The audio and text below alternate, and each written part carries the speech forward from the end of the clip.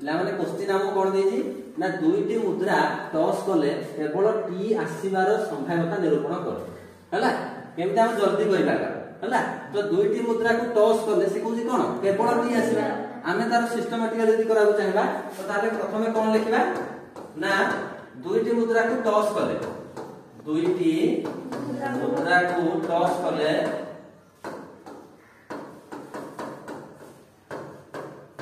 कोन लिखबा एहार sample space एहार sample space s is equal to हला s is equal to कते हो hh ht bh dt हो बुझला तो हमर sample space हला एति तो यार काइनेटिक ऑफ s कते हो एटे चारटा उपादान अछि तो ताले 4 हो बुझला तो ताले हम कोन कहि केवल टी आसीबा हम घटना कोन कहि टी आसीबा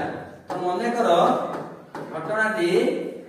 इज इक्वल मने करो घटना e इज इक्वल टू केवल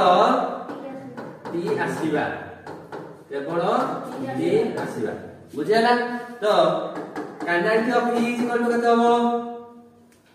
ता पूर्व हम काइनेटिक नहे खाली लिखबा बुझला ई जे हम लिखबा कोन सेट टा लिखबा केवल टी माने कते लिखबा की हो केवल टी खाली टीटी हो देखा समस्त को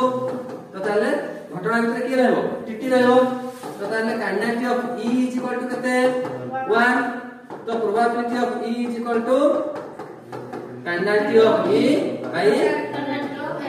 बोले कते हो 1/4 जे कते हो बोले